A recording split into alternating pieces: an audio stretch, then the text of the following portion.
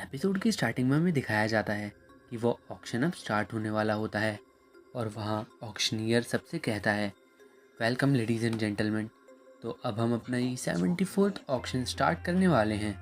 तो लिस्ट में जो सबसे पहला आइटम है वो, और तभी हमें सीईओ और हिल्टन दिखाए जाते हैं जो कि वहाँ उस ऑक्शन को अटेंड करने के लिए बैठे होते हैं। और सीईओ मन में कहता है, ये ऑक्शन हॉल तो आधे से ज़्यादा खाली है। अभी मैं हिल्टन को लाए हुए यहाँ पर सिर्फ 3 मिनट ही हुआ है और ये ऑक्शन हॉल आधे से ज़्यादा खाली हो गया।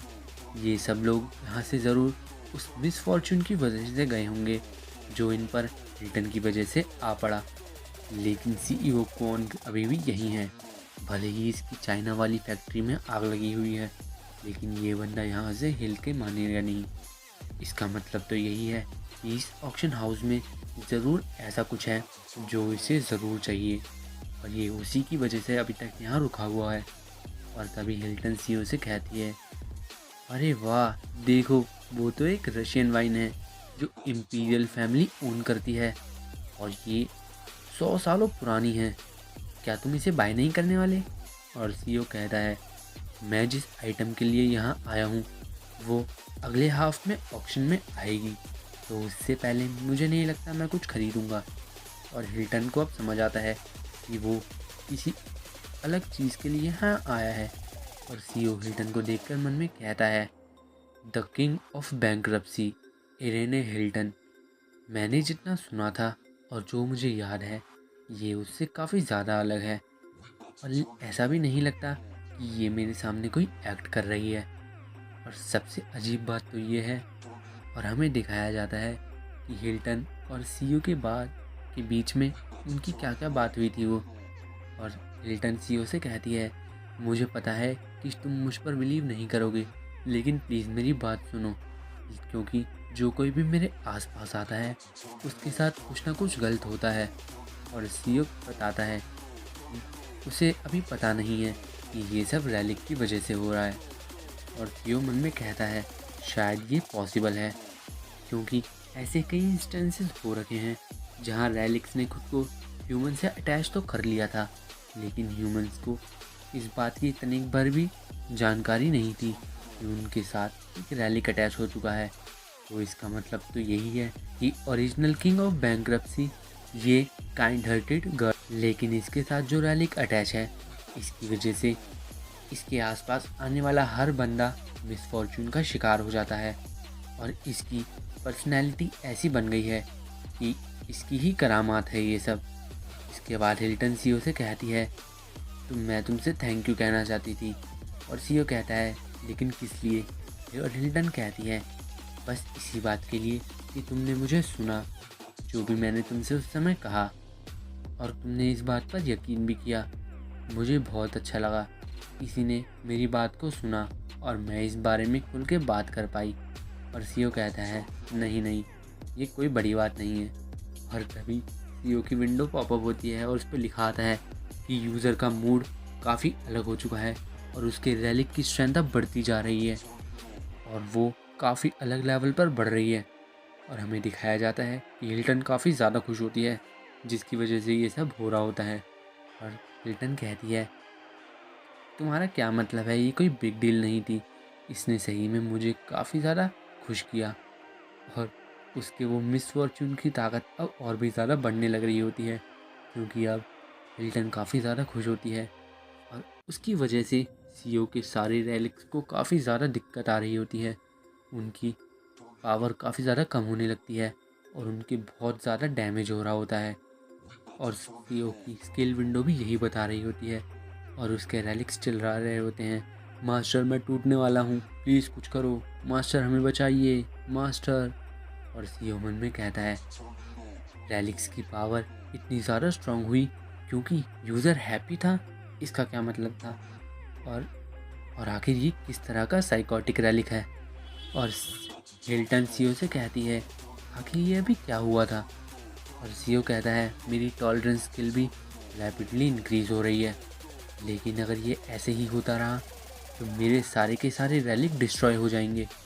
और सीईओ हिल्टन से कहता है, प्लीज़ तुम अपनी होप्स अभी इतनी ज़्यादा मत बढ़ाओ, क्योंकि अगर हम इसमें कामयाब नहीं हुए तो मुझे काफ़ी बुरा लगेगा कि हम अपने बीच में एक एग्रीमेंट को पूरा नहीं कर पाए और हम अपनी डील की टर्म्स को भी निभा नहीं पाए।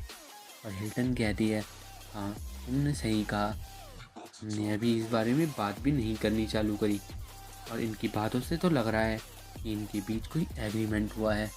और सीईओ फिर हिल्टन से कहता है, और वैसे ये बताओ, अगर तुम्हारा लक बेटर हो गया तो इसका मतलब ये नहीं है कि तुम आसपास के लोगों के साथ कुछ भी मिसफॉर्चून नहीं करोगी, क्यों, है ना? और हिल्टन कहती है, हाँ ये सही है, लेकिन सच बोलूँ तो मुझे नहीं पता कि क्या होगा आगे चल के और इसकी कोई भी गारंटी नहीं है। और ये अब उसका मूड थोड़ा सा सही होने लग रहा होता है और स्किल विंडो भी बताती है कि यूज़र का मूड थोड़ा चेंज हुआ है, जिसकी वजह से रैलिक्स अपनी नॉर्मल स्ट्रेंथ पर वापस आ गए हैं। तो अब उसके रैलिक्स बच गए हैं।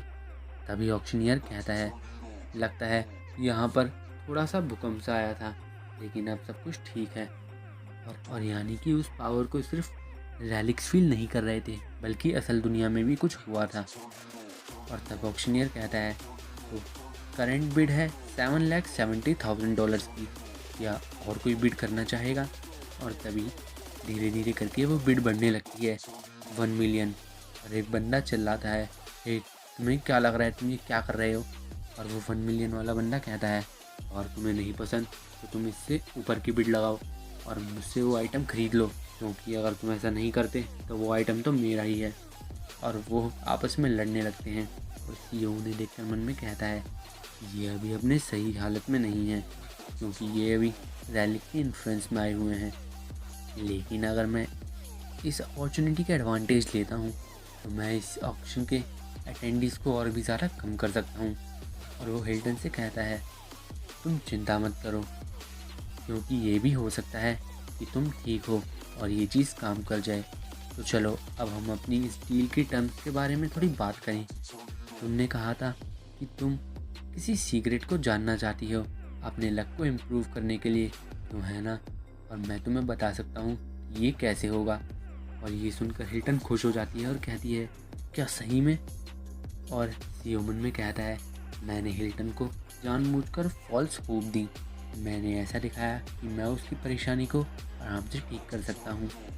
और अब हिल्टन जब खुश हुई है तो उसकी रैलिक की पावर और भी ज़्यादा बढ़ गई, इतनी ज़्यादा कि पिछले बार से भी ये बहुत ज़्यादा है। और इसकी वजह से ये हुआ कि बाकी सारे अटेंडीज़ अपना अपने होशो हवास खो बैठे और उन्होंने हर चीज़ पर बिड लगानी चालू कर दी जो भी उनके सामने आई। और उन्होंने अपना सारा पैसा बेकार की चीज़ों में, ओवर प्राइज्ड आइटम्स में ख़त्म कर दिया। लेकिन ये मेरे लिए अच्छी बात है, क्योंकि अब बाकी सब अपना सारा पैसा इस फर्स्ट हाफ में ही ऑक्शन के ख़त्म कर चुके हैं। तो मैं अब आराम से वो रैलिक एक्वायर कर लूँगा जो मैं पहले से चाहता था। लेकिन अभी भी मेरे और उस रैलिक के बीच एक बड़ी दीवार है, जो कि सीईओ कौन है, क्योंकि अभी वो अपने सही हालात में है और इसकी सोचने की ताकत बिल्कुल भी ख़राब नहीं हुई रैलिक के इन्फ्लुएंस में आकर। ज़रूर इसका रीज़न इसका डोमिनेशन ट्रेड होगा, जो कि काफ़ी ज़्यादा हाई है। सही में ये बंदा तो, लेकिन मेरी रैलिक्स की नॉलेज इससे ज़्यादा अच्छी है, तो मैं बेकार के रैलिक को सीईओ कौन को ख़रीदने दूंगा, क्योंकि उससे पहले ही मैं उनके प्राइजेस बढ़ा दूंगा ताकि सीईओ कौन के पैसे और ज़्यादा कम हो जाएं। इसके बाद वो अपने डायरी में देखने लगता है कि उसको कौन कौन से रैलिक्स चाहिए थे, कौन कौन से अभी बिक चुके हैं। और वो उन्हें देखकर कहता है, लेकिन गॉड टियर रैलिक तो, जो कि प्रोफेसी में बताया गया था, अभी तक शो नहीं हुआ और ये ऑक्शन तो ख़त्म होने वाला है, पता नहीं अब क्या होगा। हिल्टन इसके बाद सीईओ से कहती है, तो क्या तुम ये डील करना भी चाहते हो या नहीं, क्योंकि देखने से तो ये लग रहा है कि तुम बस इसे ऐसे ही खींच रहे हो।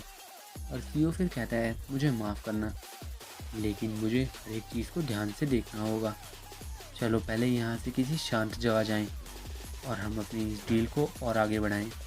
और तभी वहाँ एक अनाउंसमेंट होती है, तो सभी लोग ध्यान दीजिए, अब हम अपना एक सरप्राइज़ इवेंट स्टार्ट करने वाले हैं आज की रात का, और अपने फाइनल आइटम को रिवील करने वाले हैं। ये एक मिस्टीरियस आइटम है जिसने हाल ही में काफ़ी ज़्यादा अटेंशन ग्रैब करी थी और इस चीज़ को लेकर सीईओ क्वान और सीईओ की नज़र चमकने लगती है और आइटम का नाम होता है emperor Qinshi Huang's tree of eternal life. और वो रैलिक बोल रहा होता है, ह्यूमंस, ध्यान रखना, मेरी अच्छे से खातिरदारी होनी चाहिए और मुझे ये बेकार की फेक लाइट देना बंद करो और बाहर सन में रखो मुझे। और सीईओ देखते ही पहचान जाता है कि वो एक फ्रॉटियर रैलिक है और ऊपर से वो एक हीलिंग टाइप रैलिक है और सबसे पहली बिट्स सीईओ लगाने जाता है और साथ में ही सीईओ कौन भी उसकी बिट लगाता है और सीईओ कहता है मुझे ये लेना ही होगा, नहीं कुछ भी हो जाए। लेकिन सीईओ कौन भी ये जानता है